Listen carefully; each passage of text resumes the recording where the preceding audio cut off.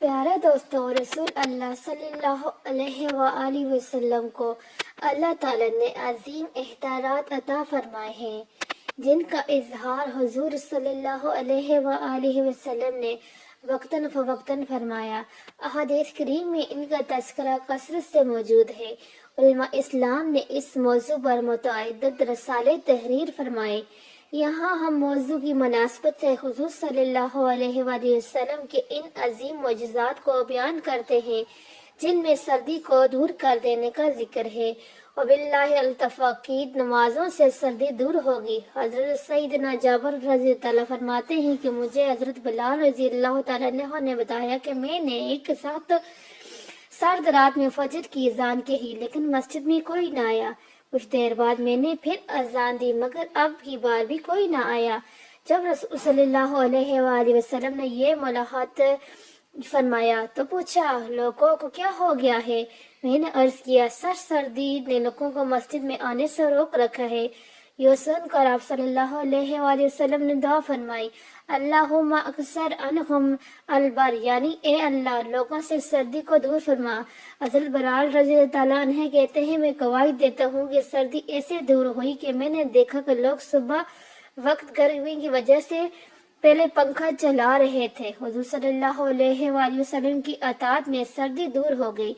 حضرت سیدنا ابراہیم تیمی اپنے والد سے روایت کرتے ہیں کہ میں ایک بار ہم حضرت سیدنا حذیفہ بن یمان کی خدمت میں حاضر تھے۔ آپ نے فرمایا، ہم غزوہ احزاب کے ایک سخت آندھی اور سردی والی رات رسول صلی اللہ علیہ وآلہ وسلم کے ساتھ تھے۔ آپ صلی اللہ علیہ وآلہ وسلم نے ارشاد فرمایا، میرے پاس قوم کفار کے خبر کون لے کر آئے گا؟ اس میں قیامت میری رفاقت حاصل ہوگی۔ لوگ خاموش رہے۔ آپ صلی اللہ علیہ وآلہ وسلم نے دوسری بار پھر تیسری بار فرمایا، لیکن سب خاموش رہے۔ پھر فرمایا، اے حذیفہ میرے پاس قریش کی خبر لاؤ۔ جب آپ صلی اللہ علیہ وآلہ وسلم نے میرا نام لے کر فرمایا تو اب جانا ہی تھا۔ آپ صلی اللہ علیہ وآلہ وسلم نے فرمایا، میرے پاس قوم کفار کی خبر لاؤ اور انہیں میرے خلاف غصہ نہ دلانا۔ حضرت حذیفہ فرماتے ہیں، میں اس سخت سردی کے موسم میں چلا تو ایسے لگ رہا تھا جیسے کہ میں حمام میں چل رہا ہوں، یعنی مجھے بالکل بھی نہیں لگ رہا تھا، حتیٰ کہ میں قریش پہنچ گیا۔ پھر جب وہاں سے واپس پلٹا تو مجھے یوں محسوس ہو رہا تھا جیسے میں کسی حمام میں چل رہا ہوں۔ حضور اللہ صلی اللہ علیہ وآلہ وسلم کی بارگاہ میں حاضر ہوا اور ان کے حالات خبر دی۔ جب میں فارغ ہوا تو مجھے سردی لگنے لگی۔ بس حضور صلی اللہ علیہ وآلہ وسلم اپنا زائدہ کمبل جسے اوڑھ کر اپنے آپ صلی اللہ علیہ وآلہ وسلم نماز ادا کرنے تھے مجھے اڑا دیا اور میں صبح تک سوتا رہا۔ صبح رسول صلی اللہ علیہ وآلہ وسلم نے مجھے فرمایا، اے بہت سو دن سونے والے، اب اٹھ جاؤ۔ مختصر سردی میں گرمی۔ عبد الرحمن بن ابو لیل بیان کرتے ہیں، حضرت ابو لیل رات کو حضرت علی کے ساتھ بیٹھ کر باتیں کیا کرتے تھے۔ حضرت علی گرمی میں سردی کا اور سردی میں گرمی کا لباس پہنا کرتے تھے۔ انہوں نے اس بارے میں حضرت علی سے سوال کیا تو انہوں نے فرمایا کہ جنگ خیبر کے دن حضور صلی اللہ علیہ وآلہ وسلم نے میرے پاس پیغام بھجوایا۔ مجھے آشوب چشم تھا۔ جب میں نے بارگاہ رسالت میں حاضر ہو کر عرض کیا، یا رسول اللہ صلی اللہ علیہ وآلہ وسلم، مجھے آشوب چشم ہے۔ حضور صلی اللہ علیہ وآلہ وسلم نے میری آنکھوں میں اپنا لعاب ڈال دیا، پھر دعا کی، اے اللہ علی سے سردی اور گرمی دور کر دے۔ حضرت علی نے فرمایا، اس دن کے بعد مجھے نہ سردی لگتی ہے اور نہ ہی گرمی۔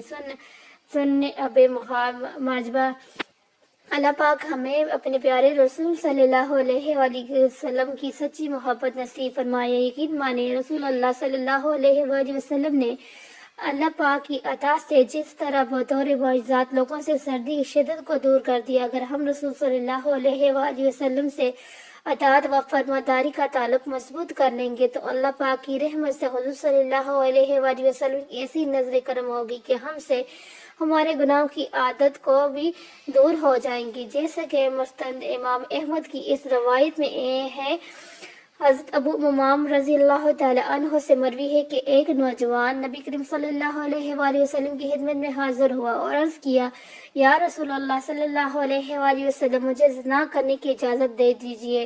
لوگ اس کی طرف متوجہ ہو کر اسے ڈانٹنے لگے اور اس سے پیچھے ہٹنے لگے، لیکن نبی پاک صلی اللہ علیہ وآلہ وسلم نے اس سے فرمایا، میرے قریب آ جاؤ۔ وہ نبی کریم صلی اللہ علیہ وآلہ وسلم کے قریب جا کر لیٹ گیا۔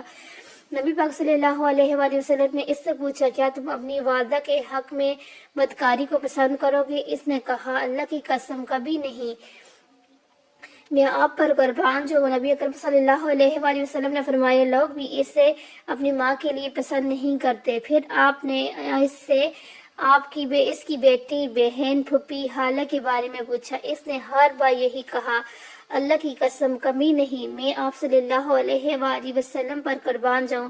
پھر نبی اکرم صلی اللہ علیہ وآلہ وسلم نے اپنا دست مبارک اس کے جسم پر رکھا اور دعا کی کہ اے اللہ، اس کے گناہ معاف فرما، اس کے دل کو پاک فرما اور اس کی شرمگاہ کی حفاظت فرما۔ راوی کہتے ہیں کہ اس کے بعد اس نوجوان نے کبھی بھی کسی گناہ کی طرف متوجہ بھی نہیں کی۔ ہمارے پیارے نبی صلی اللہ علیہ وآلہ وسلم کی بہت زیادہ معجزات ہیں، برکات ہیں۔ اللہ تعالی ہمیں ان کی سنت پہ زندگی گزارنے کی توفیق عطا فرمائے۔